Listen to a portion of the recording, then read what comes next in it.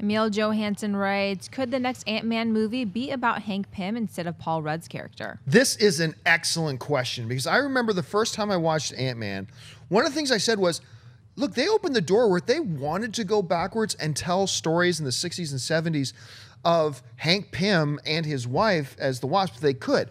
Then when the name of the new movie was announced, Ant-Man and the Wasp, we all, myself included, we just assumed, oh, so Paul Rudd and Evangeline Lilly.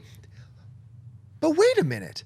What if they're talking about Hank Pym and his wife as Ant-Man and the Wasp, telling some of those espionage stories or the Cold War stories or whatever they... That is absolutely a possibility. Do I think that's what's happening? No. I think it's going to be Paul Rudd and Evangeline Lilly. That's what I think is going to happen. But I do believe there is enough there in front of us to say, you got to at least consider the fact that they made the announcement, Ant-Man and the Wasp. They didn't make the announcement, Paul Rudd and Evangeline Lilly return in Ant-Man and the Wasp. No, they just came out and said, Ant-Man and the Wasp. You have to at least consider that possibility that maybe they're going to tell one of those older stories. I would be fascinated by it. Now, I still think the smart play is to move forward with the story, do a Paul Rudd, Evangeline Lilly movie. That's what I do think they are doing.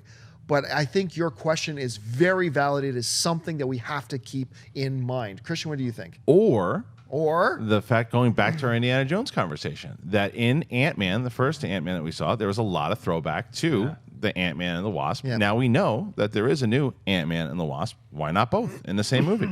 Oh, absolutely. Very possible that could happen because they tease it. I loved her face, Evangeline Lilly's face, when in the post-credit, when the suit is revealed. It was such... Spoiler. I mean, the movie's been out long enough. So I think, to me, like, to have her as the Wasp with Paul Rudd, you have to further that story. Oh yeah, I mean, you have absolutely. to, because he's part. Even in the Civil War trailer that we saw at D23, he's a part. He's a big part, and he's going to further into Phase 3. But I would love to see what happened, and even what happened to Hank's mind and the things that he went through leading up to the loss of his wife.